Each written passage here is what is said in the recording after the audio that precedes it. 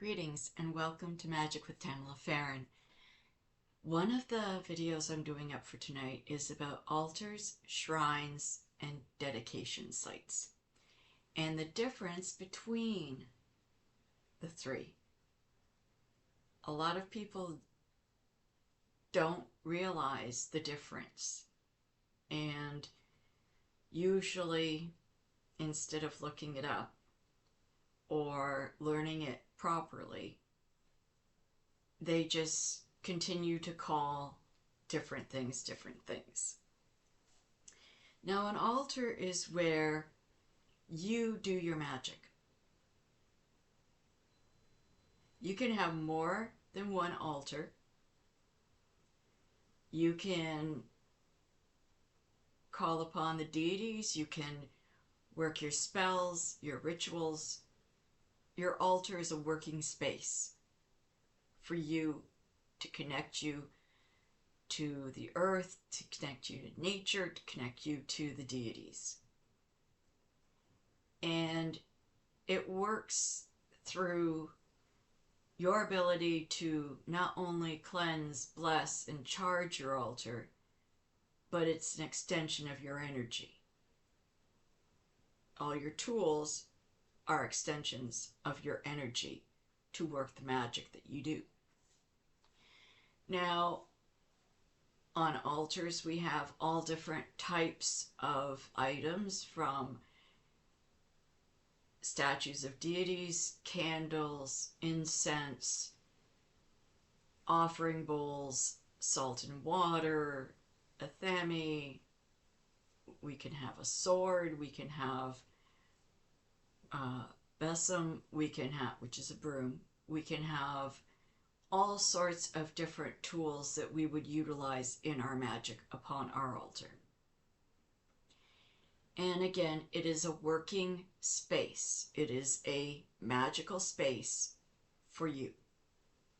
Now, the difference between an altar and a shrine is usually a shrine is an enclosed cupboard that once it is opened, it has deities in it.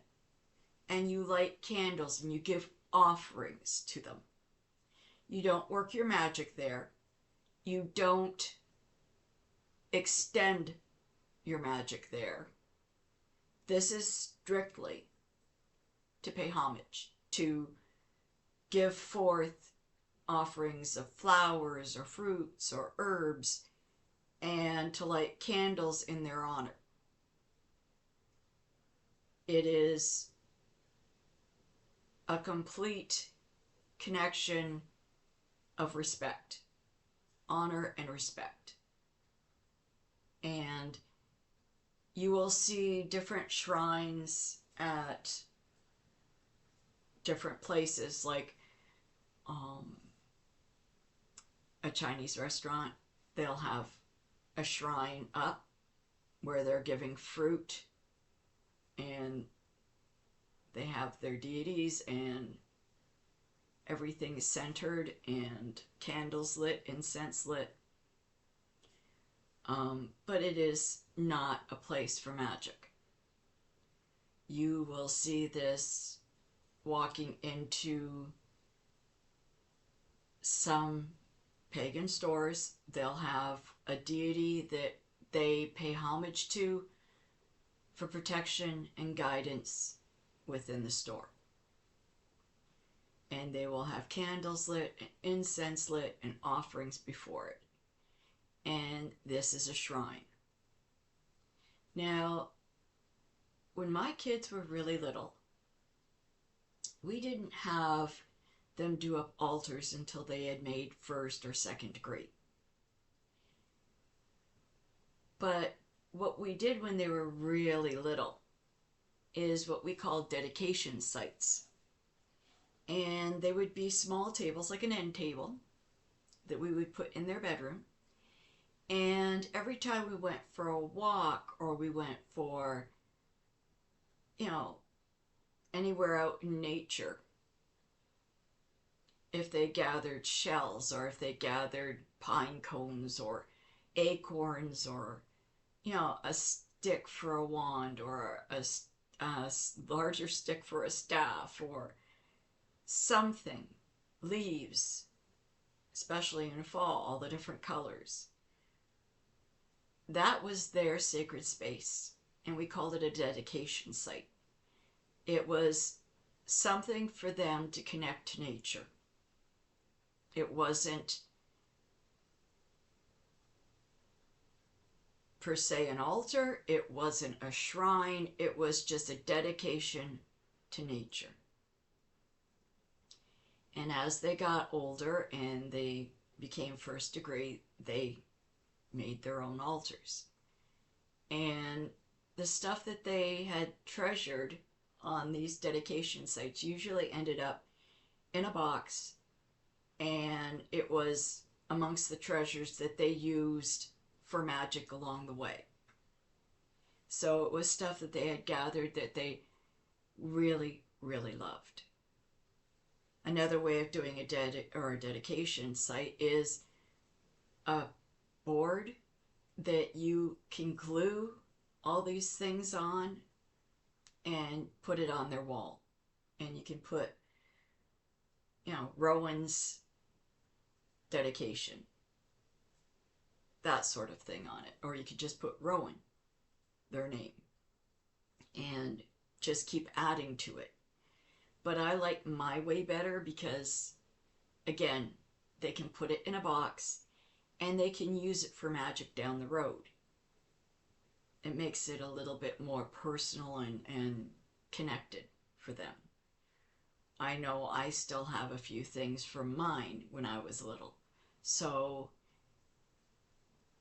10 times out of 10, they're going to have 1 or 2 things saved as well. But that's the differences. Now, in my home, I have a crystal grid altar. I have my Covenstead altar. I have herbal altars. I have ancestral altars. I have many different altars. I have my altar outside. My shrines don't carry as much, and they technically have a candle in front of them and incense. And every once in a while, I will put a couple pieces of fruit or some herbs. If I'm gathering herbs and I've got a bounty of it, I will lay some at their feet. It's in honor and respect. And it really does filter through. And if you do have kids, they learn the respect by watching you. They learn not to touch the altar because it's respectful. And so that when they have their dedication site, the same respect goes to them. And they see that.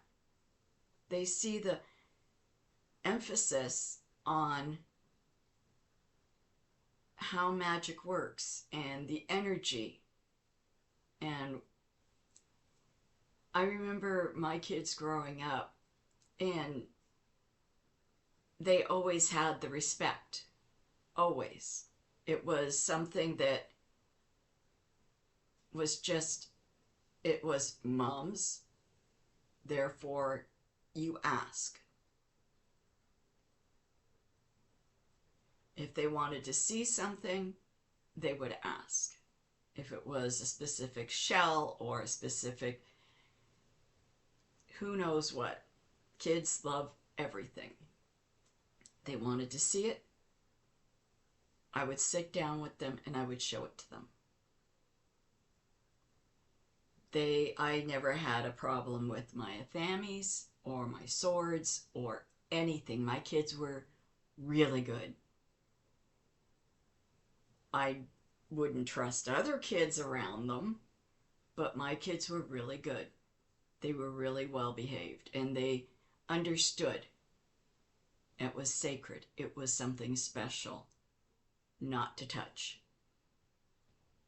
And it was just something that we, as a family, worked on.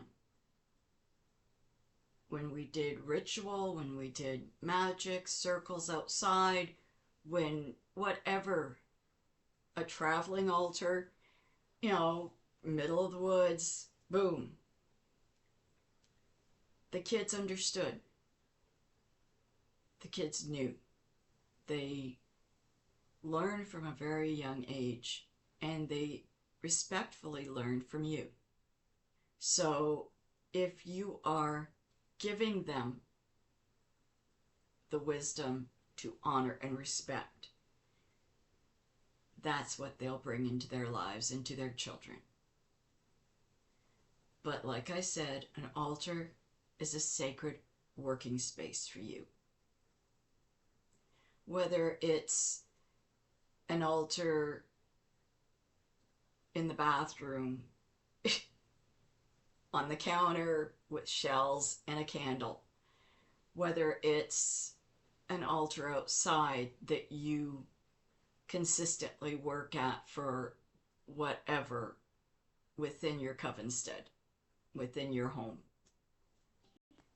It's all magical, and it all comes down to utilizing it for your spells and what you're working on.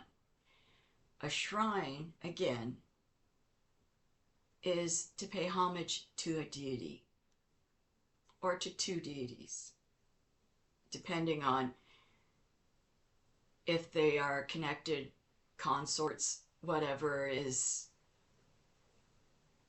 working with you. And again, a dedication site is something that I use for children, that they have a connection to nature. It's a dedication to nature. So when they gather goods, my kids used to say, why can't I have candles on my altar? Well, I don't want you lighting candles yet, dear. Well, can you light an incense for me? And I would light an incense on their altar, or dedication site, sorry. And they would have stones, and they would have all sorts of gifts that were given to them on different Sabbats or Esbats. They would have, handcrafted items that they would make themselves, like the God's Eye. They would hang that above their dedication site on the wall. Or if they drew pictures of the god and goddess, and they put that above their dedication site. My one son had a really hard time with his younger brother playing with his stuff. So we turned the closet into Rowan's magical closet. He had his dedication site in there. He had his pictures on the wall. He had his books. He had whatever he was doing. And nobody was allowed to go in there but him. And he considered that very sacred for a very long time. And it works the same way. When you've got two children in a room, you make sure they respect each other's dedication sites as much as they respect their own. And you have to teach them this, because you don't want them, they can fight over dolls, they can fight over cars, but you don't want them fighting over the beliefs that are coming into their lives. You want them to know that it's filled with love, and it's filled with peace and understanding. You want them to know that paying your respects and honoring nature and everything that encircles them is sacred. So teaching them is, in essence, a gift and a loving way that you can spend and time making things with them for their dedication site, teaching them. I know my other son, he very hyperactive, and lapis lazuli and meditation helped him. So he would hold his lapis and he would meditate. And if he couldn't concentrate because he was so hyper, he would ask me, can you help me with the meditation? And we would go through a meditation, very simplistic one, very peaceful, very loving. And by the end of it, he would come out and he would say, okay, let's go for a walk outside, Mom. I'm good. And it worked. Reiki works.